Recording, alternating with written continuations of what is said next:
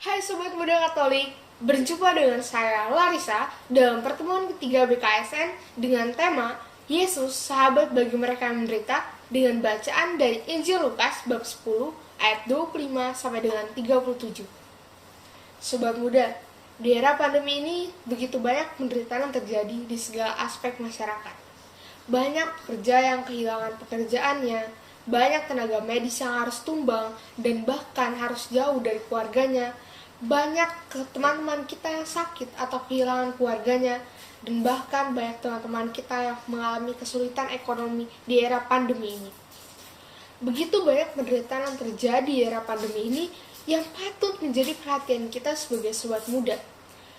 Tema kita hari ini memiliki korelasi dengan apa yang saya utarakan tadi, yaitu Yesus adalah sahabat bagi mereka yang menderita. Di mana korelasinya? Di era pandemi ini banyak penderitaan yang terjadi. Namun, perlu diingat bahwa Yesus adalah teman bagi mereka yang menderita. Dan ia selalu ada bagi mereka yang menderita. Maka dari itu, diharapkan dalam renungan ini, kita menjadi lebih peka terhadap orang-orang di sekitar kita.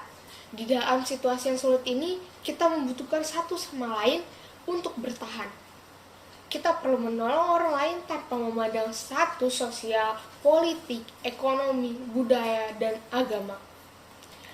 Pada pertemuan ini kita diajak untuk mendalami, merenungkan, dan mencari pesan dari Lukas 10 ayat 25 sampai dengan 37 tentang orang Samaria yang baik hati. Melalui perumpamaan ini kita diajak untuk melihat sosok Yesus sebagai sahabat bagi setiap orang yang menderita. Kita tidak boleh mengejek, menjelekkan, dan menjatuhkan teman-teman kita yang mengalami kesusahan. Sebaliknya, kita diajak untuk meneladani Yesus yang peduli dan memperhatikan orang-orang yang mengalami kesusahan dengan penuh kasih sayang. Mari kita buka kitab kita masing-masing dari Injil Lukas ayat 10 bab 25 sampai dengan 37. Simak baik-baik ya, karena setelah ini kita akan main tebak-tebakan.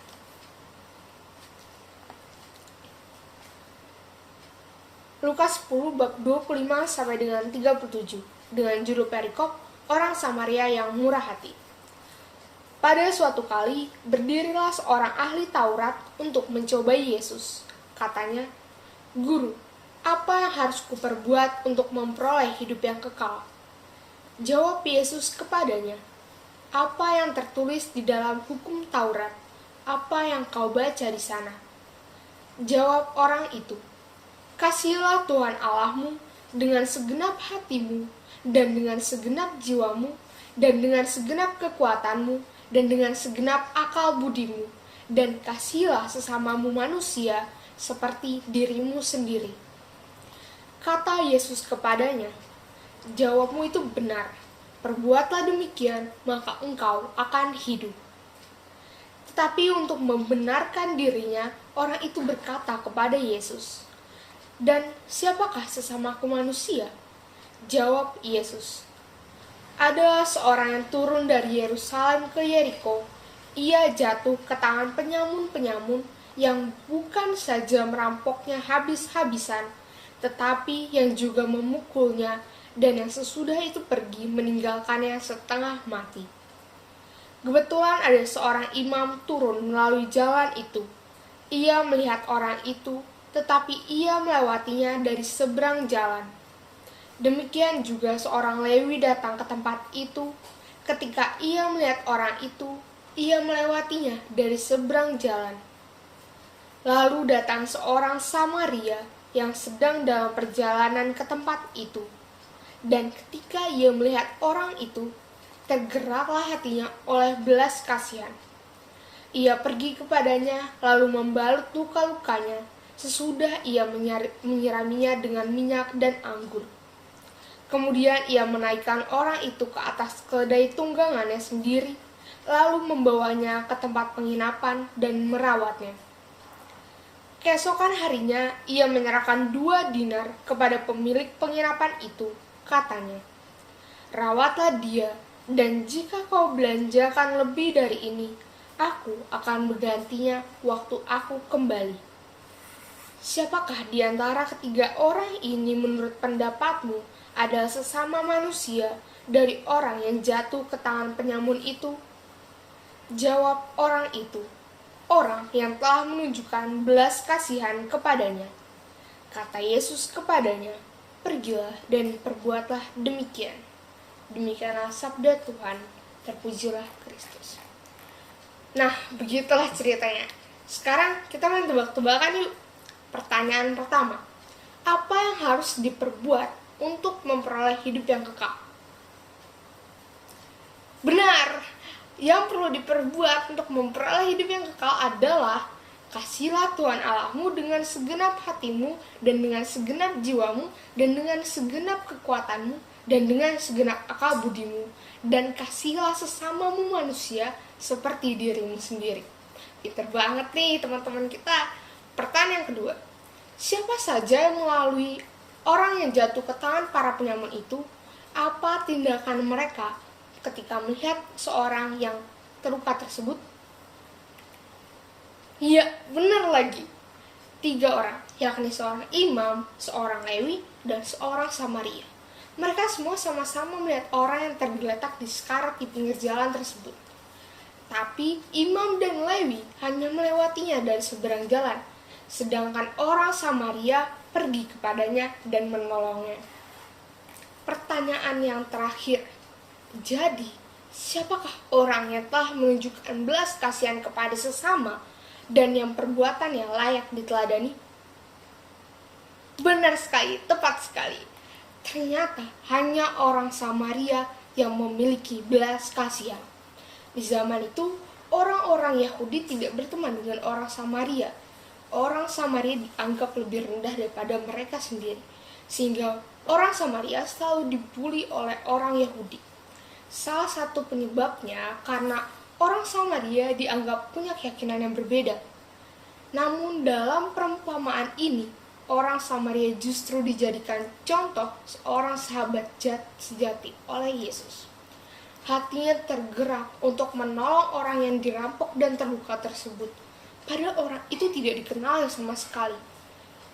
Namun ia rela menyirami orang itu dan dengan minyak dan anggur, membalutnya, lalu membawa orang itu ke tempat penginapan untuk mendapatkan perawatan yang lebih baik. Hebat sekali, bukan? Ia tidak mengenal orang itu sama sekali, namun ia dengan rela mau membantu orang itu, mau melakukan semua hal itu, dan bahkan mau menyita waktunya untuk membantu orang yang sekarat tersebut. Belas kasihan membuat orang Samaria ini mengutamakan keselamatan dan kesembuhan si korban, sehingga untuk sementara menyingkirkan urusan-urusan pribadinya. Kasih perlu dibuktikan dengan tindakan nyata dan perbuatan. Seringkali berbagai alasan seperti kesibukan pribadi kita jadikan pembenaran untuk tidak melakukan perbuatan kasih. Sesungguhnya, kasih tidak ditentukan oleh keadaan di luar kita, tetapi oleh keputusan di dalam diri kita sendiri. Semakin kita dekat dengan sumber kasih sejati, yaitu Yesus, semakin besar kasih yang ada di dalam diri kita. Semakin kita bersahabat dengan erat dengan Yesus, semakin kita mengenal sifat dan kebiasaan Yesus sebagai sang sumber kasih. Maka dari itu, sobat muda yang terkasih, di era pandemi ini kita perlu membantu satu sama lain, sama seperti orang Samaria yang mau membantu sesamanya. Hal sangat mudah seperti memakai masker, tetap di rumah, menjaga jarak, adalah bentuk kasih kita kepada orang lain. Jika kita melakukan semua itu, artinya kita sadar dan mau peduli terhadap orang-orang di sekitar kita. Tindakan tersebut adalah sebuah bentuk pencegahan COVID-19, sehingga akan mengurangi penderitaan sesama kita yang terdampak pandemi. Marilah kita menjadikan sosok orang Samaria sebagai contoh untuk membantu dan mengasihi sesama kita. Dari perenungan hari ini, dapat diketahui bahwa begitu besar kekuatan kasih dalam hidup kita. Supaya kita menyadari apakah selama ini kita sudah cukup mengasihi orang lain, Mungkin beberapa pertanyaan berikut bisa menjadi bahan permenungan kita. Pertanyaan yang pertama, apakah aku sudah menjadikan Yesus sebagai sahabat sejatiku dengan mendekatkan diri kepadanya? Pertanyaan yang kedua, apakah aku sudah menjadi sosok sahabat yang mendukung teman-temanku ketika situasi sulit dan ikut bergembira ketika mereka bahagia? Pertanyaan yang ketiga, apakah aku sudah meneladani orang Samaria itu yang secara spontan dan tanpa memperhitungkan untung rugi mau membantu orang yang menderita dan sedang membutuhkan? Pertanyaan yang keempat, apakah aku juga pernah menemukan orang Samaria yang baik hati ketika aku membutuhkan pertolongan? Pertanyaan yang kelima, apa aksi nyata yang akan aku lakukan selama seminggu ke depan untuk meneladani sikap dan tindakan orang Samaria yang baik hati itu bagi teman-temanku yang tidak aku kenal dekat tapi membutuhkan pertolongan? Pahami dan resapi makna kasih di setiap pertanyaan tersebut dan kalian akan menemukan jawaban. Apakah selama ini aku sudah cukup mengasihi? Setelah merenungkan pertanyaan berikut, coba bayangkan jika kalian sedang dalam perjalanan dan kalian memiliki makanan P3K dan di perjalanan ada orang yang kecelakaan dan orang tersebut sendirian dan tidak ada seorang pun yang menolongnya, apakah yang akan kamu lakukan? Sekian permenungan kita pada pertemuan ketiga BKSN hari ini. Semoga dengan pertemuan ini, sobat muda dapat meneladani Yesus menjadi sahabat bagi mereka yang menderita. Selamat mencoba, Tuhan memberkati. Yeah.